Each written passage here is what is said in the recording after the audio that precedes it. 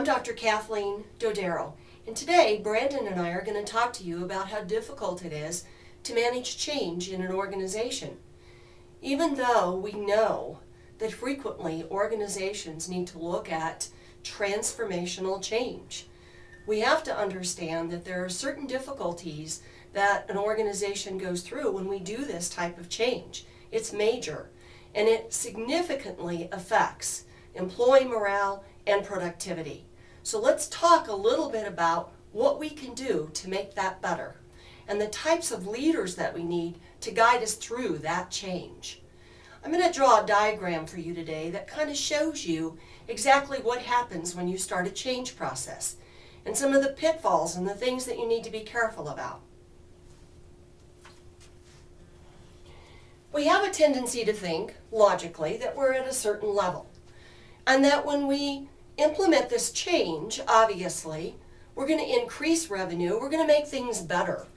So we think that we're going to go up here, which is a logical thing. However, what we don't realize is that the longer it takes to get from here to here, the more that we have to be concerned about employee morale, productivity, and significant effect on the organization's bottom line.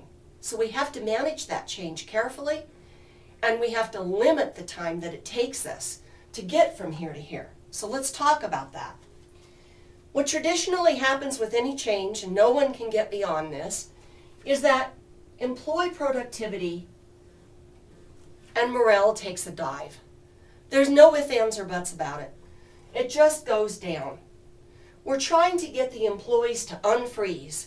We're trying to get them to buy into the change. We're trying to get them to understand the need for it. And all of that affects their productivity and morale. So what we need are good leaders that communicate every step of the way, encourage, and get employees to buy into the process.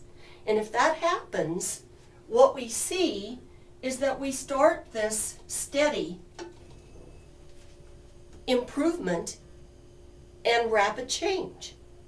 However, if we don't do those things, we have a tendency to see this happen, where we stay at this decreased level of productivity and efficiency. It's not good for the organization, it's not good for the employees. And many times what ends up happening is the change process is not successful and it has to be abandoned. And that's the very worst thing that we want to see happen. We don't want that to happen. What we want to do is we want to see it go up like this. This will never work. It doesn't happen that way. And all this time in here is a waste. You want to make sure that you can manage the change quickly and efficiently.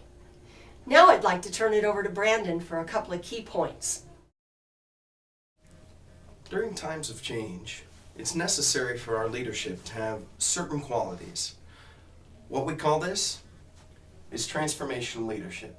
Transformational leadership makes it easy for you to go from the beginning of your change and follow the quick path to where you want to be after you've implemented your change and cut out all of this wasted time, bad employee morale, as well as efficiency.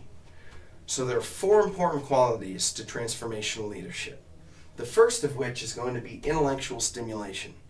Now, what intellectual stimulation means is that your leaders are going to be able to encourage their followers to come up with new and innovative ideas for problem solving, as well as help them explore new areas for learning.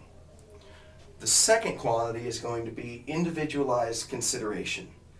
Individualized consideration means that to foster supportive relationships, you're going to have your leaders encouraging employees to be able to communicate with them, as well as you're going to have leaders that recognize what each individual follower's contribution to the team is. The third important quality is inspirational motivation. What inspirational motivation means is that you have leaders that are going to know what inspires, as well as make sure that each employee is going.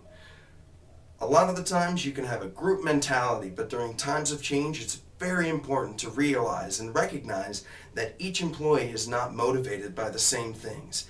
And when you have a leader that is practicing transformational leadership, they know what is going to keep each and every person on their team going and moving towards the goals for this change.